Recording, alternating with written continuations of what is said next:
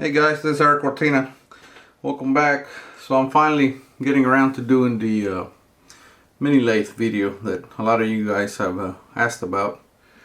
So I'm going to show you the different things that I do with the mini lathe. Obviously you can do a lot more things than what I'm about to show you, but this is how I use it in my reloading room. I'm going to go quickly through the things that I do, and then I would do separate videos in depth about every step that I'm about to show you. You guys know that I have the drawer trimmer, but when I didn't have it, to chamfer and deburr the case mounts, I would just take one of these chamfering and deburring tools and just chuck it up in the lathe, just like that. Chuck it up, and then you can turn on the lathe, spin it, and then you can just do that. You're done. You can do all your however many pieces of brass you have to do, at which point you just flip it around and do the other side.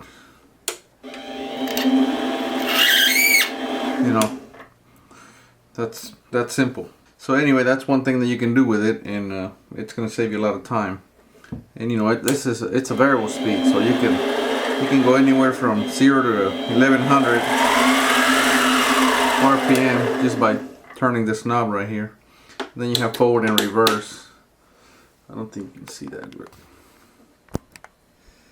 this switch right here, you have forward and reverse. So anyway, and then you have a lever back here that puts you into high gear, and then you can go from 1100 to 2500, which I hardly ever use. If I'm polishing something, that's when I will use it, but I hardly ever do. Anyway, so that's one thing that you can do with it. Another thing that I do with it is you can deburr the flash holes with it. You can chuck up this tool, and this is that tool that usually you put a handle back here, but just took the handle off. Chuck it up right here, and then again you put it forward. You can turn it real slow if you want, like that. That one's done. Just line it up, then grab another one. Same deal, So as you can see, you can do this real quick and real easy. You don't have to sit there and turn by hand or even with a hand drill. It stays on, and again, you can use the variable speed and find the speed that works the best for you. But a slow speed I find that works well, because you're not doing much. As you can see, I just lined it up right there. Grab another one. So anyway, that works great for that. Another thing that I use my mini lathe for, and that's kind of the one that people have been asking about, is neck turning. So and I'm just going to show you real quick what I do. This is a pumpkin, what's the pumpkin neck turner. And what I do is I loosen this screw right here. Once I have it set up, because this is where you set it up. Once you have it adjusted, you loosen this screw right here, and you pull the back half of it off, or the back portion of it off. That's going to expose the mandrel. Okay, the mandrel has a flat on it right here, so be aware of that. You have a 3-jaw. I put that flat between 2 jaws, and I chuck it right there. I don't chuck it real tight at this point. I just somewhat snug. Then I put an indicator.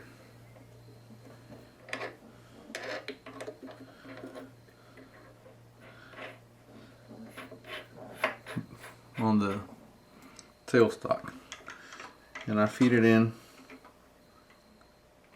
and you saw. I want to make sure I have some play. At that point I turn the chuck by hand and get all the run out of that mandrel. You know, this is pretty close. This is within 1/1000th. And you know, you can see if I push on it, because it's just snug, I can get it running true. So anyway, that's real close.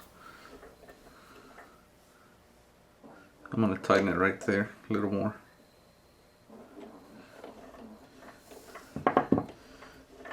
Okay, that's running.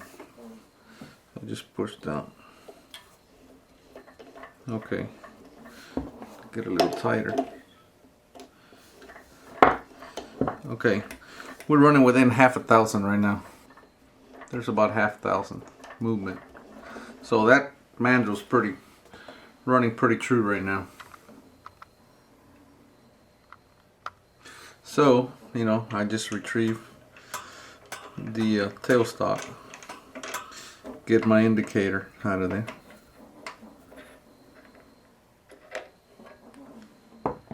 and then I remove, well no, wait, I keep this one here. So I have a also from Nielsen, I have their collet case holder. You know, it has steps for different size case heads. Whoopsie. So anyway, it has different. Sorry, I had to wake up Whoopsie, my daughter's dog, because he was snoring in the background. I don't know if you could hear him. Anyway, so it has different steps for different case heads. So this is the one that I use. Goes in here, goes in there, and you know, on my spare time I'll show you guys how to make this one of these mandrels, or not the mandrels, but the tool for the collet. I'll show you how to make one of those. But in the meantime, I'm going to show you how this one works. As you can see, I had to turn this one down to fit in a 1/2 inch chuck, because it was slightly bigger than a 1/2 inch, so you know, I had to turn it down, but it works well. Okay, one thing that you can do at this point is this compound. If you back it out all the way,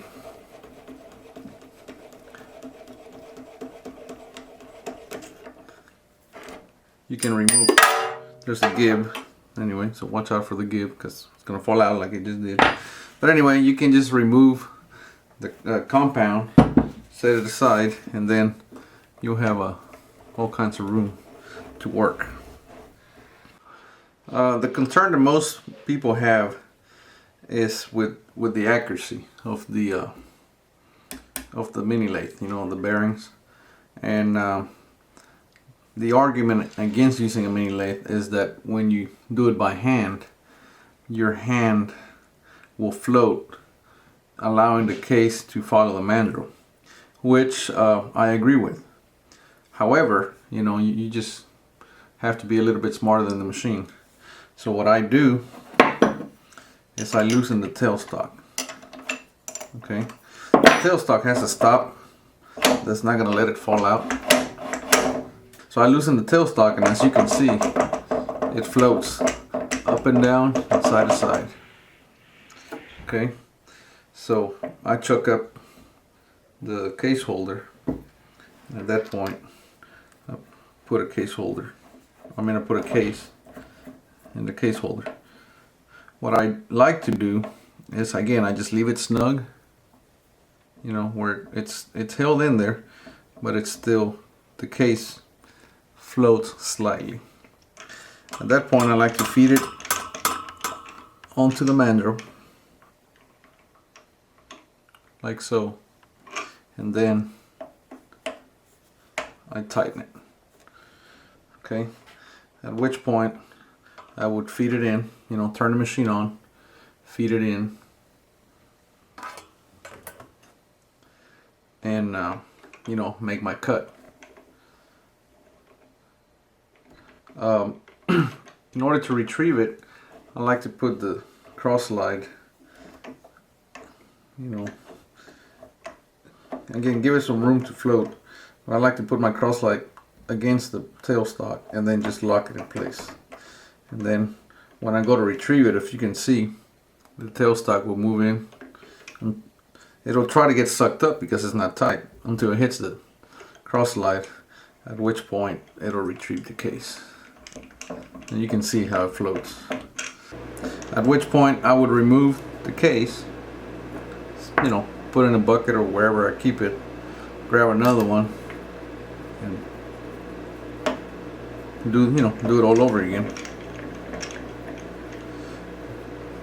Tighten it, feed it in. I like to run the machine about 500 RPM, thereabouts. Again, it all depends on your setup, the lube that you use, and all that good stuff. When I get into neck turning, I'll show you guys all the different lubes that I use. And you know, I have this lube that works great. But anyway, that's the gist of it. That's how easy it is to set up your mini lathe for neck turning. Now, if this is too much play, you know, just snug it slightly, you know, to where you're comfortable. That's probably about where I would use it. Here's another neck turner that I typically use, and this is the 21st century neck turner. You can chuck it on this portion right here, and it works just fine. You know, it has enough to grab it, and then you would set it up just like I did the pumpkin. So, you know, John made me John Perkins over at 21st Century. He'd made me this extra long mandrel, but I don't really need it. It's you know, the idea was that I was going to chuck it right there, but I like to have as minimum a stick out as possible. So even with an extra long mandrel, I still chuck it like this, and works great.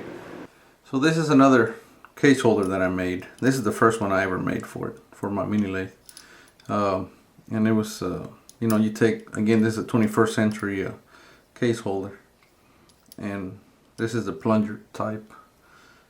What I did just to make things faster, this was a bolt. I turned it down and made a small handle out of it, and I TIG welded it on there. But if you could easily set this thing up in the chuck sideways and you know, drill it, and then you can turn the mandrel to fit that hole and then epoxy it in there. So again, it's you can do it yourself for sure. So anyway, that's just another way you can do this. You don't have to use that other case holder that I showed you.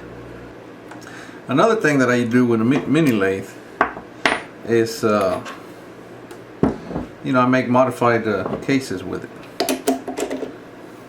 And let me get it set up, and I'll be right back.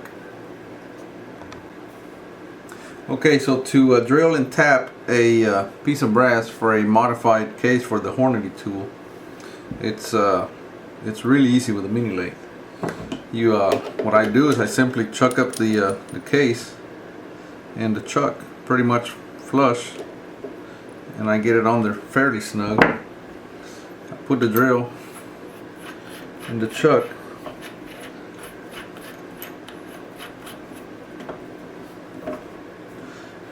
and then I turn the machine on.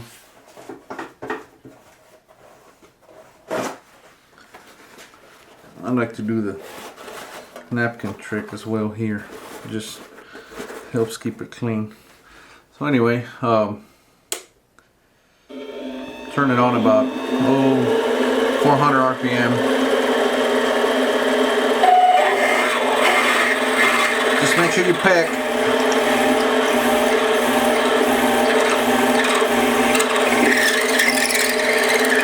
You can see we're all the way through. Remove the drill. Put your tap in there. Okay, this is where the trick comes in, because I like to power tap. Now to tap, I put the tap in the drill chuck and I loosen the tailstock. Okay, I let it float. Okay, so what I do is I turn the lathe on pretty slow, about 100 RPM or so, and then I just put some pressure with my hand on the back of the tailstock and let it suck it in. See, it's all the way through there. I stop it, put it in reverse, and then I reverse it, and it's done. There you go. It's drilled and tapped. So, you know, it's that easy.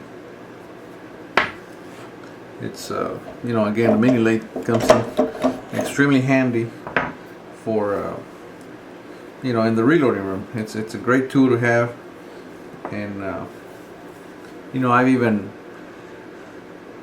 made small mandrels and different tools for the reloading room with the mini lathe. So another thing that I do with my mini lathe is uniform primer pockets. I use this tool from 21st Century, which is by far the best tool for uniform primer pockets because of the way you adjust it. It has a micrometer that allows you to adjust it precisely. But anyway, you know, I chuck it up in the 3-jaw.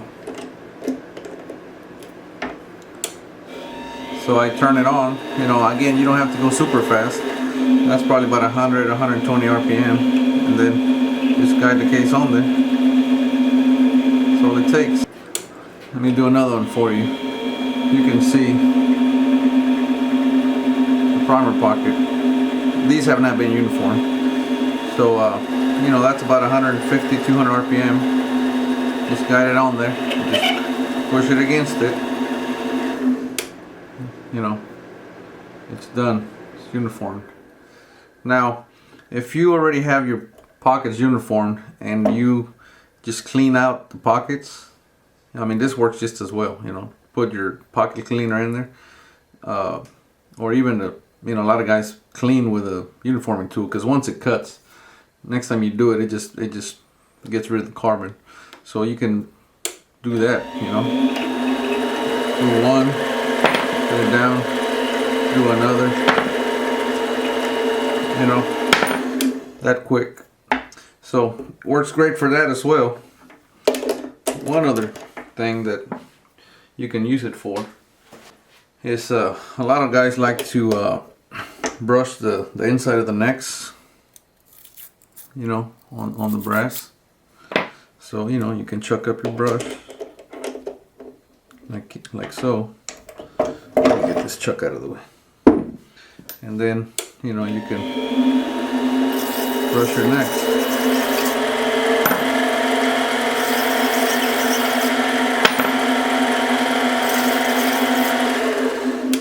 Really, the options are endless. I mean, just once you have it, you're gonna find out that you're gonna find so many uses for it around the reloading room. It's again, it's a great tool to have. So anyway, guys, that's a little quick rundown on what I use my mini lathe for. If you get you a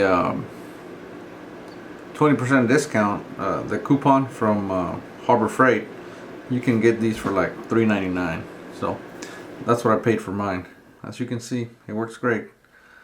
Again, if you're looking for accuracy, you know, obviously you're not going to get the tolerances that you're going to get with a you know, like a hard inch or even a, you know, a bigger lathe, a heavier lathe. I mean, this thing's light. You know, as you can see, it's not meant to make heavy cuts or even accuracy cuts. But you know, if you're smarter than the machine, you can make it do whatever it's gonna serve you best in the reloading room. And yeah, that's what I do with it. So that's the mini lathe. So if you guys enjoyed this, make sure you like it and share it with your friends. Thank you. Have a good weekend.